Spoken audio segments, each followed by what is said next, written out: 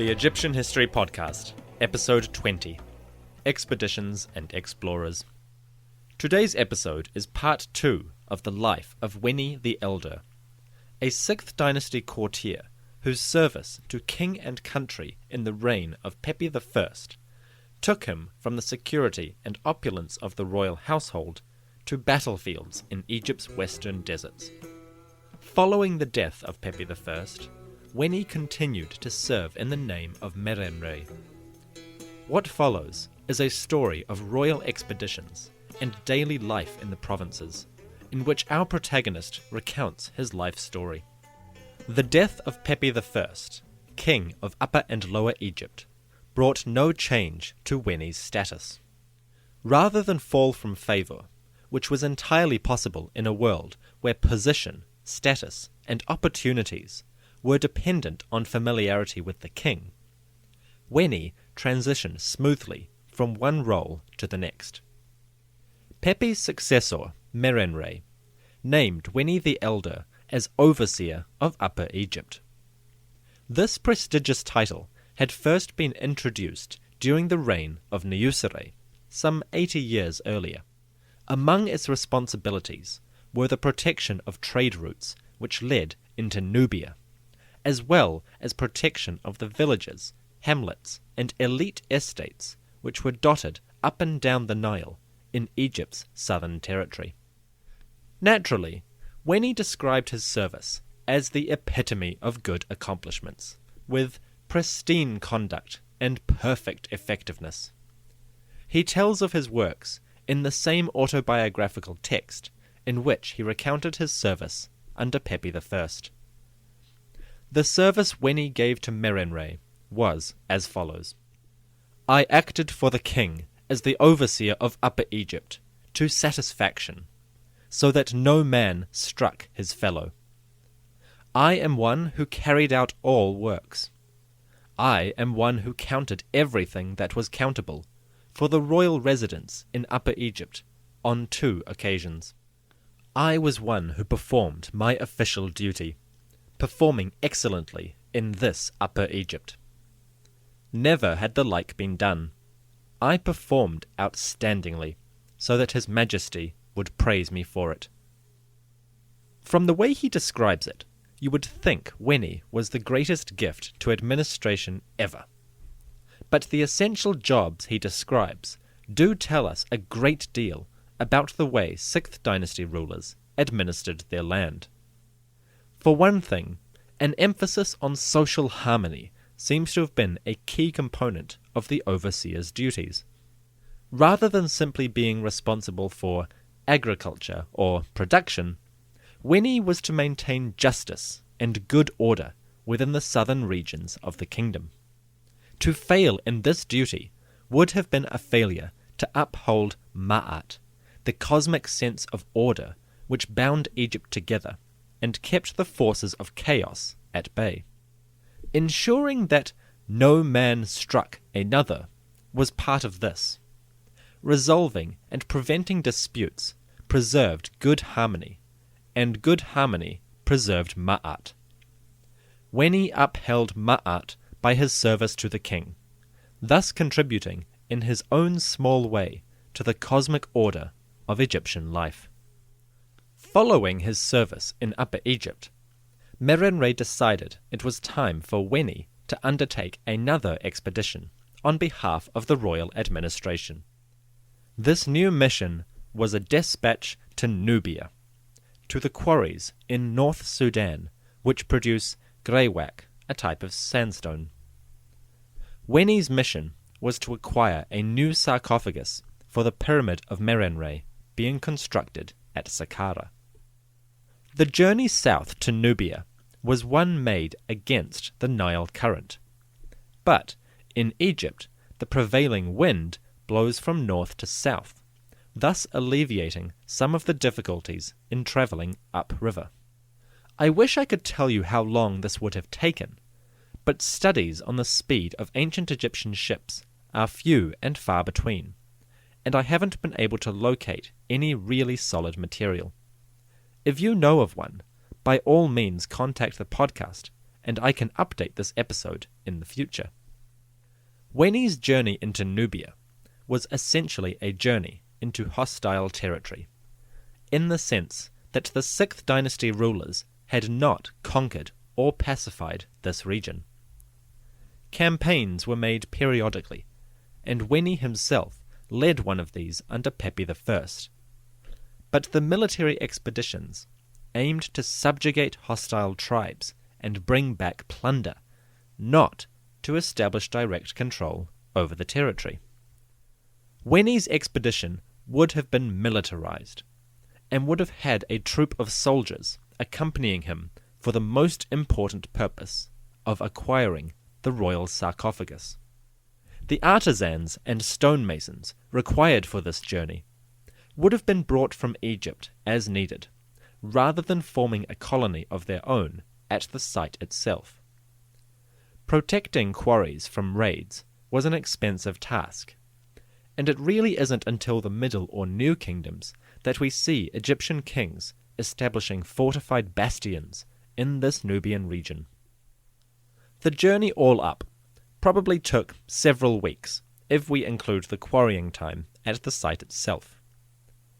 But upon his return to Egypt, Weni was in the highest regard at the royal court.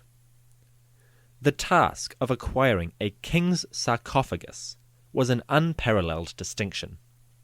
Whoever took this job was literally responsible for attaining the means by which a king would reach the afterlife.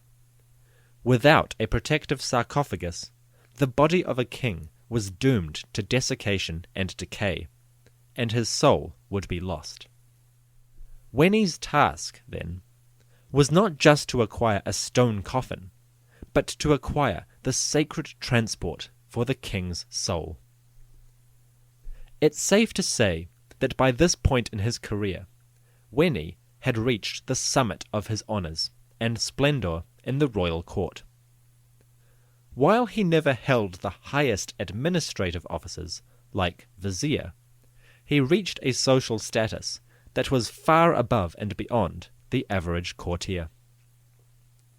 This was a journey that cemented his relationship with the king, and ensured him a splendid tomb of his own at Abydos. It is this tomb from which we get Weni's autobiography. The journey to Nubia was not the last royal expedition Weni would conduct. Another expedition was dispatched to Hat Nub, a site in Upper Egypt, to attain an alabaster offering table for the king's mortuary temple. Following this, Weni was sent to Nubia for a more mundane job, digging canals.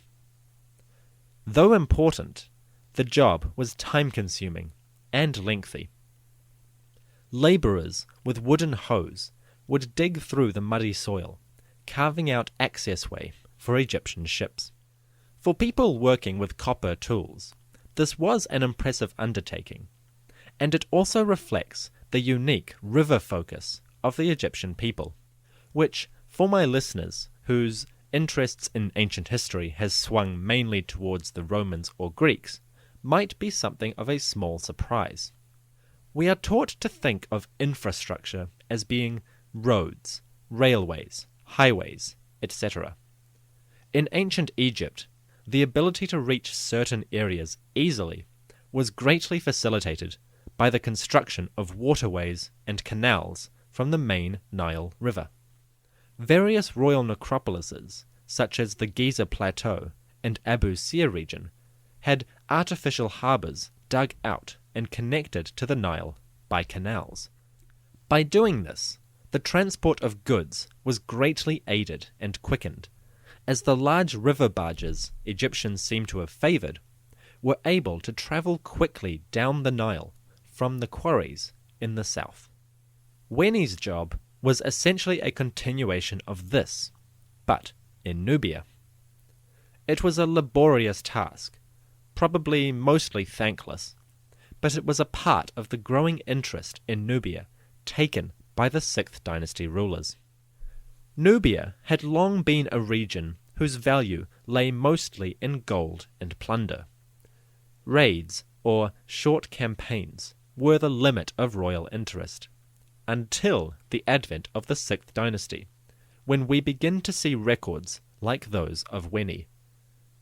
Here, the kings take an active interest in improving their access to Nubian sites and materials, all for the enrichment of the Egyptian state. Employing the services of local chieftains, Weni commissioned the building of 7 riverboats in a single year.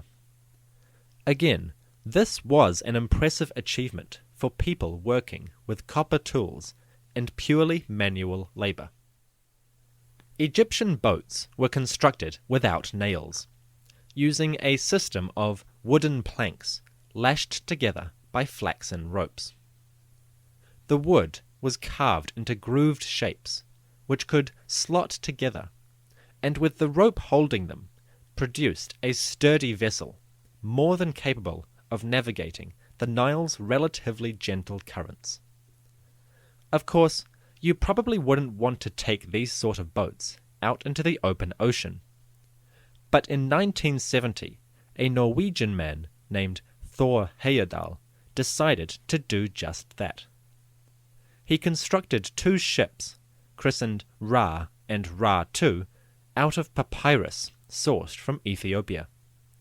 He used the ships to attempt a crossing of the Atlantic Ocean, sailing from Morocco to Barbados. The first trip, Ra I, failed after the crew's modifications to the boat caused it to sink. A year later, having learned their lessons well, a second attempt on Ra II succeeded in reaching its destination with little trouble. Thor Heyerdahl's journeys proved that it was possible for ancient mariners to make long journeys, provided they took the right routes. Of course, this helped fuel the theories of pseudo-scientists who claim to have found Egyptian hieroglyphs in such regions as Argentina and Brazil, giving rise to a myth that Egyptians may have colonized these regions. Now, I don't personally subscribe to these theories, given the evidence that has been brought forward to me. A study conducted in recent years on various Egyptian mummies suggested they contained trace elements of nicotine and tobacco, plants which are indigenous to the American continent. For some, this is fairly convincing evidence. Now, I'm not a biologist or a toxicologist, but I do think it worth noting that the mummies that were studied, such as that of Ramesses II, which was discovered in the late 1800s, are exceedingly likely to have been exposed to trace elements of these chemicals during the long years of their examination. Tobacco use in Egypt is extremely high, and has been for over a century, and academics themselves are also prone to imbibing the chemical. Simply put, nicotine could easily find its way into these mummies, and finding it in their context is not definitive proof. On the subject of cocaine, I have less to conclude, but I think it's worth noting that it's not exactly hard for that to contaminate a mummy as well in the modern era. Certainly, Thor Heyerdahl proved that such a feat was possible, but he did so having the accumulated knowledge of over 4,000 years of seafaring developed by human civilizations since the time of Weni. In the middle of the 6th dynasty, Egyptians were using wooden barges and papyrus boats for their river journeys, shipping various raw materials up and down the Nile to the construction sites of the king. Weni's works were praised in the royal household of Mer-en-Re, and his work was cited as having greatly increased the efficiency of transporting goods to the royal palace, and the pyramid being built by the king. To the best of our knowledge, this work, building canals and constructing ships, was also the last great task that Weni the Elder undertook. He passed to the west some time during the second half of Mer-en-Re's 11-year reign. Weni's life and times are the first true autobiography we have from ancient Egypt. The records of his exploits, the description of his place within the court, and his friendly relationships with two kings tell Egyptologists more of the role of the individual in this time than anything we have seen yet. I have recounted to you the lives of such distinguished officials as Ta-Shepses, Khnum-Hotep, and Ni-Ankh-Khnum. But it is Weni who we first meet in such a detailed account. The great officials of the late 5th dynasty reveal snippets, small pieces of their lives. Weni tells us everything he achieved from the first moment of tying on the headband to the last great work he conducted for the king of Upper and Lower Egypt, Mer-en-Re.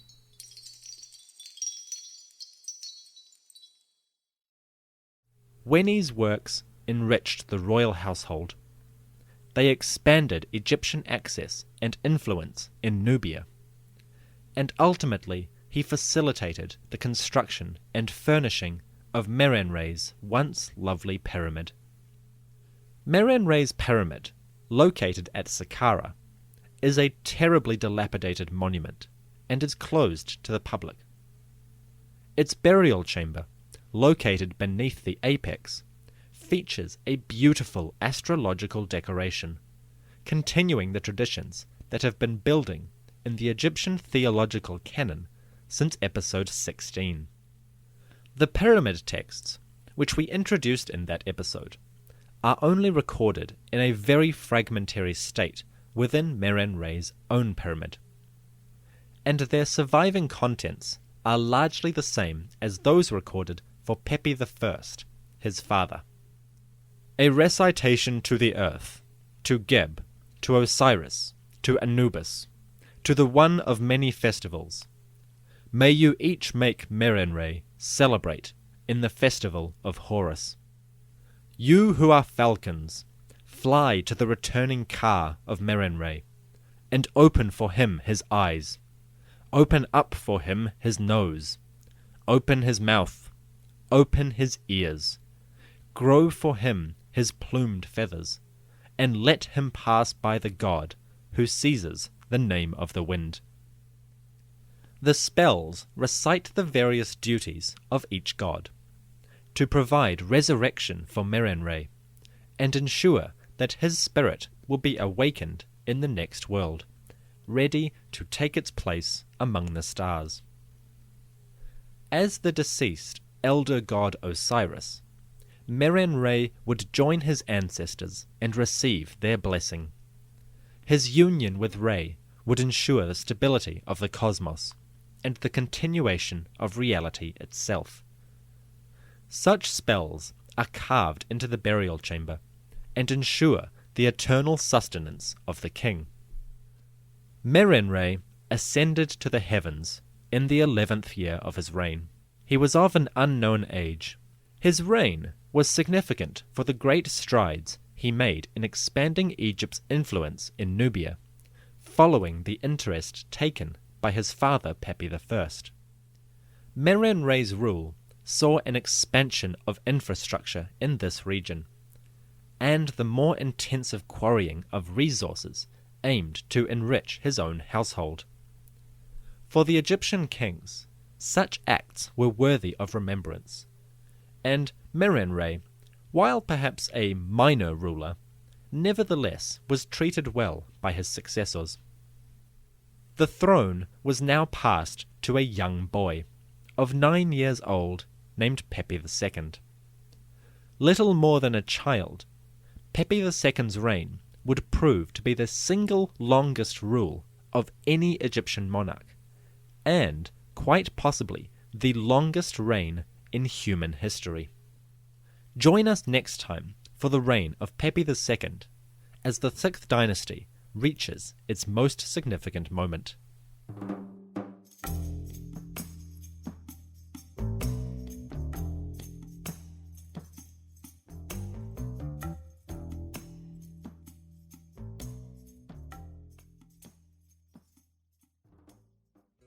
The History of Egypt podcast is supported by you, the listeners. If you are enjoying the show, consider leaving a review on your podcasting app of choice. If you would like to support the show directly and help me pay for research materials and food, consider signing up to my Patreon. Patreon subscribers get access to special perks like early episode releases, supplementary notes and photo materials, early or exclusive access to YouTube videos, and an ad-free experience. For as little as $5 per month, you can enjoy the special edition of the podcast. If you are interested, follow the link in the episode description or go to patreon.com/Egypt podcast. That's Patreon, patreon.com/Egypt podcast. Thank you for listening. May the great gods bless your week.